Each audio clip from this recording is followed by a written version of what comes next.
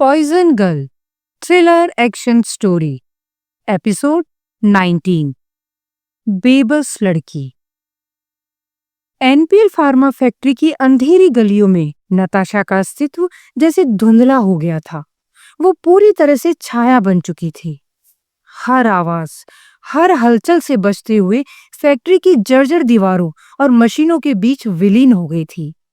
बाहर निकलने के लिए उसे अपने सोनिक हैकर का सहारा लेना था, वही यंत्र जिसकी मदद से वो इस अभेद्य सुरक्षा तंत्र को ध्वस्त कर सकती थी। उसने अपनी बेल्ट पर हाथ डाला, पर उसका दिल धक से रह गया। सोनिक हैकर वहां नहीं था। शायद भागते समय अफरा तफरी में वो उपकरण उसी कमरे में गिर चुका था। अब नताशा सचमुच फंस चुकी थी।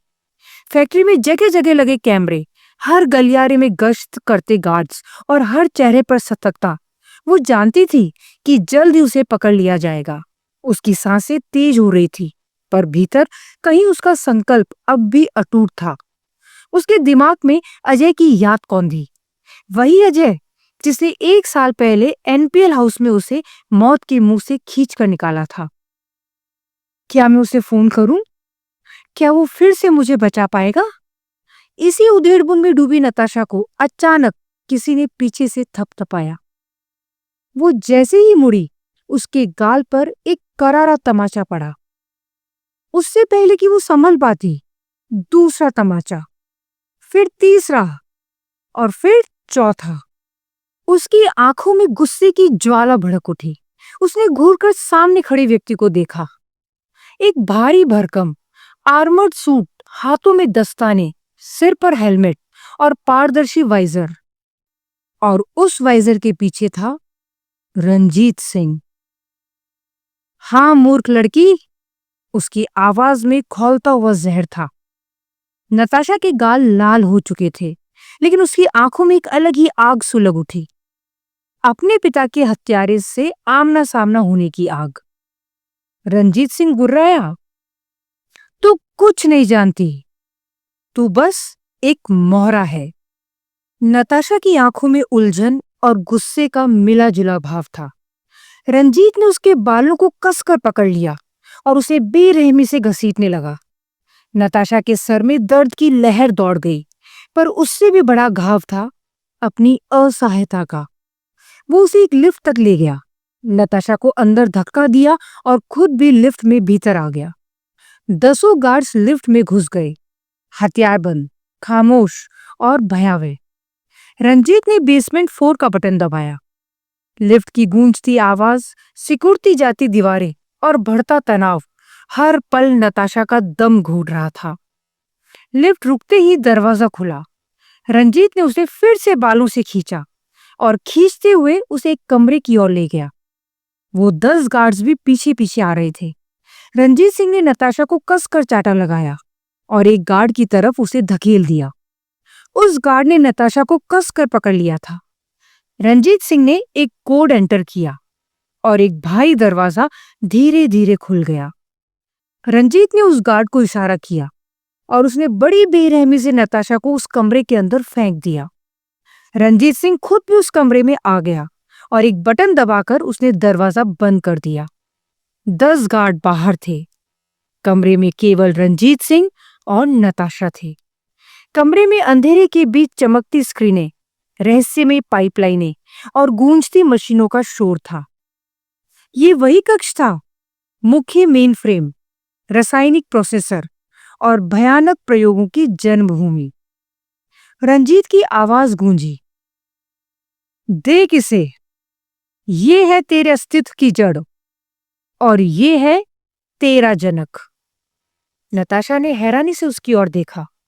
वो आगे आया, उसकी गर्दन को नीचे दबाते हुए बोला, ये वही मशीनें हैं जिन्होंने लिक्विड एक्स बनाया, वही जहर जो आज तेरी रगों में दौड़ रहा है। उसके शब्द खंजर की तरह चुभ रहे थे। रंजीत सिंह ने बालों से पकड़कर नताशा को उठाया। उसकी गर्दन घुमाकर उसने उसे वो मशीन दिखाई और फिर उसे एक कसकर चाटा मारा। पता है इन मशीनों की कीमत क्या है? 500 करोड़ से ज्यादा। उसकी आवाज पागलपन में डूबी थी।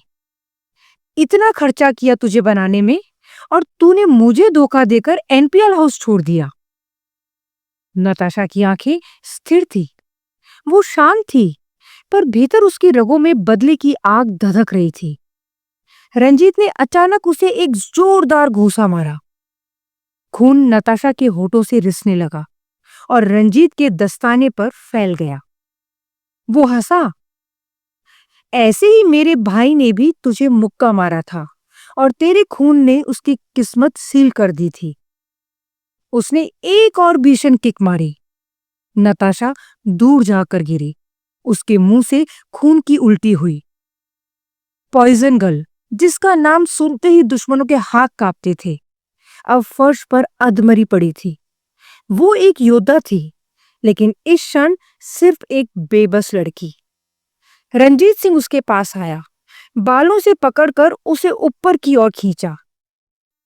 तुझसे मैं योद्धा बनाता, तुझे पैसा देता, लेकिन तूने सब बर्बाद कर दिया। उसने एक और जोरदार चाटा मारा। नताशा फिर फर्श पर गिर पड़ी, हांफती और टूटी हुई सी। रंजीत सिंह ने अपने पैर के बूट से उसका सर दबा दिया और फिर उसके चेहरे पर अपने बूट से एक जोरदार किक मार दी। नताशा के नाक की हड्डी टूट गई। वो दर्द के मारे करहा उठी। पहली बार उसकी चीख निकली थी। नताशा के गाल पर उस वार के कारण एक बड़ा कट लग गया था और उसमें से खून बहने लगा। रंजीत सिंह जोर जोर से हंसा। तेरी इस खून की एक एक बूंद कीमती है, परंतु मेरे भाई की हत्यारन को ये तो पता चलना चाहिए कि उसने कितनी बड़ी गलती की थी। नताशा उस कुछ ही मार से पूरी तरह से धराशायी हो चुकी थी। उस आर्मर्ड सूट पहने दरिंदे ने कुछ पलों में ही पॉइजन गर्ल को यह एहसास दिला दिया था कि वो सिर्फ एक कमजोर लड़की है और इससे ज्यादा कुछ नहीं। रंजीत ने घृणा से उसकी ओर देखा। अब मैं जा रहा हूं, तुम यहां से भागने की कोशिश मत करना। दरवाजे का कोड डालते हुए उसने आखिरी बार कहा। कोई खास तुझसे मिलने आ रहा है। दरवाजा बंद हो रहा था। रंजीत की परछाई धीरे धीरे ओझल हो गई थी। नताशा ने बस उसकी आखिरी आवाज सुनी और अंधकार ने उसे अपनी आगोश में ले लिया था। लेकिन उसकी आंखों में अब भी आग थी, और वो आग जो एक दिन रंजीत सिंह को भस्म कर देगी।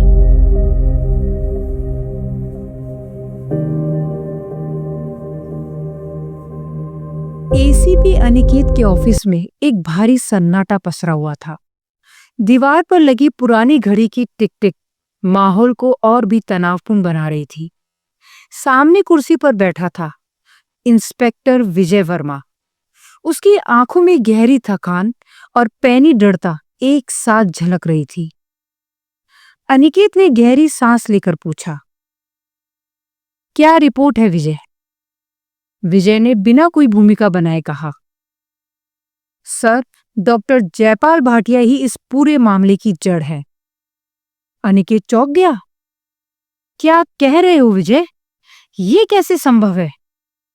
विजय ने ठंडे स्वर में जवाब दिया, सर, मैंने पूरा इन्वेस्टिगेशन कर लिया है। एसीपी की आंखें विजय के चेहरे पर टिक गई। ठीक है विजय, मुझे सब बताओ। इंस्पेक्टर विजय ने गंभीर स्वर में कहा। लेकिन सर, पहले आप बता दीजिए, क्या मैं इस केस की पूरी तह तक जा सकता हूं? अनिकेत की बोही तन गई। उसकी आवाज में झुंझुलाहट झलक उठी। विजय, क्या बकवास कर रहे हो? तुम्हें ये केस हल करने के लिए ही तो लगाया गया है। Yes sir. विजय का स्वर उतना ही स्थिर था। विजय ने धीरे धीरे बोलना शुरू किया। हर शब्द तलवार की तरह नपा तुला था। सर, मैंने पता लगा लिया है कि इस पूरे केस का मूल स्रोत डॉक्टर जयपाल भाटिया है। अनिकेत अब बिना कुछ कहे उसकी बात सुन रहा था। वो पहले सॉलिडिफाइड साइनाइड से बचाने वाली एंटीडोट पर काम कर रहे थे। एक ऐसी दवा जिससे कोई भी व्यक्ति इस घातक जहर से नहीं मर सके। अनिकेत ने बात काटी। ये तो अच्छी बात है, सभी जानते हैं कि वो किसी बड़ी रिसर्च में थे। विजय की आवाज और ठंडी हो गई। जी सर, लेकिन ये रिसर्च किसी की भलाई के लिए नहीं, रंजीत सिंह के लिए थी। अनिकेत की आंखें चौड़ी हो गई। क्या मतलब है तुम्हारा? उन्होंने रंजीत सिंह से पैसे लिए थे। सौदा ये था कि भाटिया उसे ऐसे योद्धा देंगे जो खुद इस जहर से सुरक्षित होंगे, लेकिन दूसरों को पल भर में मौत दे सकेंगे। अनिकेत अब पूरी तरह चुप था। उसकी सांसों में हल्की बेचैनी घुल गई थी। विजय ने आगे कहा, और उन्होंने वो कर दिखाया था। जानवी जैसी एक फाइटर को तैयार कर लिया था।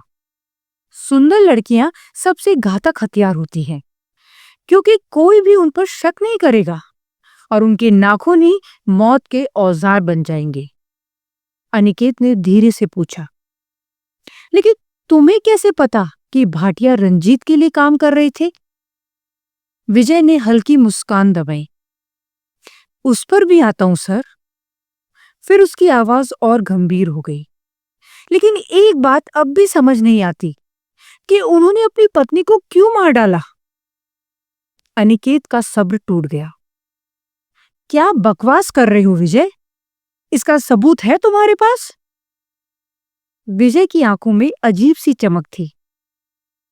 सर, उनकी पत्नी एक सोशल एक्टिविस्ट थी, बिल्कुल स्वस्थ थी, लेकिन सॉलिडिफाइड साइनाइड का एंटीडोट विकसित करने के 1 साल के भीतर ही उनकी मौत हो गई। अनिकेत का स्वर ऊंचा हुआ। तो इससे क्या साबित होता है? विजय झुका। उसकी आवाज में अब शातिरपन उतर आया। कुछ साबित नहीं होता सर, लेकिन भाटिया ने अपनी पत्नी का अंतिम संस्कार उसी दिन कर दिया, जैसे सब कुछ पहले से तय था। तो सर, जब जहर से किसी की मौत होती है तो ये एक पुलिस केस बनता है। अनिकेत धीरे से बोला। तो हो सकता है उन्होंने पुलिस को बताया हो। जी सर, बताया था ना। तो फिर समस्या क्या है? विजय की मुस्कान और गहरी हो गई। सर, समस्या आप समझ ही चुके हैं। अनिकेत की सांसें थम गई। उसकी आंखों में पहली बार डर की एक हल्की झलक देखी।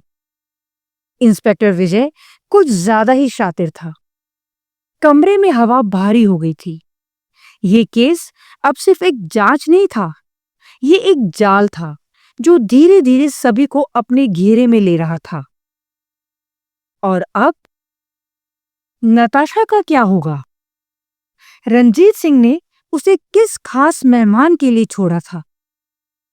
एसीपी अनिकेत का इस खेल में असली रोल क्या था? और इंस्पेक्टर विजय, क्या वो सच में सच की तलाश में था, या वो भी किसी बड़े खेल का हिस्सा बन चुका था? कहानी उस मोड़ पर पहुंच गई थी जहां हर चाल, हर छल और हर षड्यंत्र किसी ना किसी को तो अपना शिकार बना कर रहेगा।